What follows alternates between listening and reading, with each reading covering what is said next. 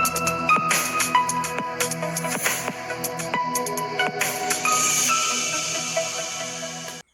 Friends, എല്ലാവർക്കും മറ്റൊരു പുതിയ വീഡിയോയിലേക്ക് സ്വാഗതം. It's me Akhil Satheesh and welcome to Akhil Satheesh world.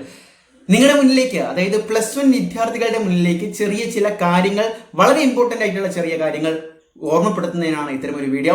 അതോടൊപ്പം നിങ്ങൾ ഏറ്റവും കൂടുതൽ ആശങ്കപ്പെട്ടിരുന്ന ഒരു കാര്യം ഇപ്പോൾ നടക്കാതെയും പോകുന്നു. അത് നിങ്ങൾക്ക് നല്ലൊരു അപ്ഡേറ്റ് ആണ്, സന്തോഷകരമായിട്ടുള്ള വാർത്തയാണ്. അത് ഓൾറെഡി നിങ്ങൾ അറിഞ്ഞിട്ടുണ്ടാകും. നമ്മുടെ ടെക്സ്റ്റ് ബുക്കുമായി ബന്ധപ്പെട്ട് തന്നെയാണ്. ഞാൻ ഇതിനു മുമ്പ് തന്നെ പറഞ്ഞിട്ടുണ്ടായിരുന്നു, ഇനി ഏതെങ്കിലും കാരണവശാൽ ടെക്സ്റ്റ് ബുക്ക് മാറുകയാണ് എങ്കിൽ നിങ്ങളെ അത് ബാധിക്കുകയില്ല.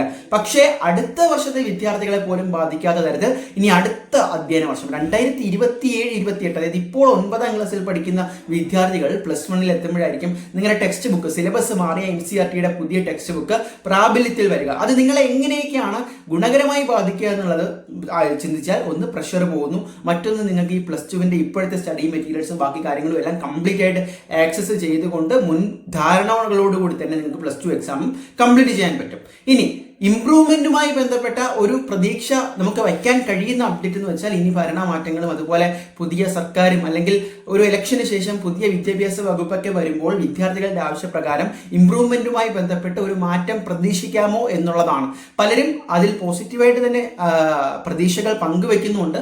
അങ്ങനെ വന്നു കഴിഞ്ഞാൽ സെപ്റ്റംബറോ അതിന് അടുത്ത മാസങ്ങളിലോ നിങ്ങളുടെ ഇംപ്രൂവ്മെന്റ് പരീക്ഷകൾ +1 നടത്താനുള്ള ഒരു സാധ്യത നിലവിലുണ്ട്. പക്ഷെ അതിനെ പൂർണ്ണമായിട്ട് നമുക്ക് തള്ളിക്കളയാനും പറ്റില്ല, ആക്സെപ്റ്റ് ചെയ്യാനും പറ്റില്ല. അങ്ങനെയാണ് എങ്കിൽ പല വിദ്യാർത്ഥികൾക്കും അത് ആശ്വാസമാണ്. +2 വരെ ആ +1ന്റെ ടോപ്പിക്ക് പഠിച്ചുകൊണ്ട് പോകണ്ടല്ലോ എന്നാണ് വിദ്യാർത്ഥികൾ വിചാരിക്കുന്നത്. ഇനി എത്ര പേർക്കറിയാം, ഡബിൾ പാസ് എന്ന് പറയുന്ന വളരെ പ്രധാനപ്പെട്ട ഒരു കാര്യം നിങ്ങൾ +1 തന്നെ നേടുകയാണ് എങ്കിൽ അത് ഇരട്ടി സന്തോഷം നൽകുന്ന, +2വിൽ നിങ്ങൾക്ക് കൂടുതൽ ടെൻഷൻസ് ഇല്ലാതെ പഠിക്കാൻ പറ്റുന്ന ഒരു കാര്യമാണ്. കാരണം നിങ്ങളുടെ ഫൈനൽ മാർക്ക് ലിസ്റ്റ് വരുന്നത് A+കൾ നിശ്ചയിക്കുന്നതും +1ന്റെയും +2വിന്റെയും മാർക്കുകൾ ആഡ് ചെയ്തുകൊണ്ടാണ്. അതിൽ തന്നെ നിങ്ങൾ ടോട്ടലി നോക്കുമ്പോൾ പല വിഷയങ്ങളും 200-നൊക്കെയാണ്. 200-നുള്ള 6 വിഷയങ്ങളാണ് വരുന്നത്. അതിൽ തന്നെ പ്രാക്ടിക്കലിന്റെ, സയൻസുകാർക്കൊക്കെ പ്രാക്ടിക്കലിന്റെ പരീക്ഷയുണ്ട്. +1ലെ പരീക്ഷയിൽ തന്നെ ഈ 200 മാർക്കിന്റെയും പാസ് മാർക്ക് മീൻസ് കംപ്ലീറ്റ് ആയിട്ട് അക്യുമുലേറ്റ് ചെയ്യുമ്പോൾ മേടിച്ചു കഴിഞ്ഞാൽ അതിനെ ഡബിൾ പാസ് എന്ന് പറയാം. അങ്ങനെയാണ് എങ്കിൽ +2വിൽ നിങ്ങൾക്ക് ഒരുപക്ഷെ മാർക്ക് കുറഞ്ഞാലും ടോട്ടൽ ക്യുമുലേറ്റീവ് ടോട്ടൽ മാർക്ക് എടുക്കുമ്പോൾ നിങ്ങൾക്ക് എന്താണ്, പാസ് മാർക്ക് തന്നെ വരും. അത് വിദ്യാർത്ഥികളെ സംബന്ധിച്ച് ഇപ്പോൾ തന്നെ വ്യക്തമായിട്ടുള്ളൊരു ധാരണ വേണ്ട കാര്യമാണ്. ഇനിയുള്ള പരീക്ഷയ്ക്കെങ്കിലും ആ ഡബിൾ പാസ് എന്ന് പറയുന്ന ഒരു മൈൻഡ് ആയിരിക്കണം നിങ്ങളുടെ മുന്നിൽ ഉണ്ടായിരിക്കേണ്ടത്.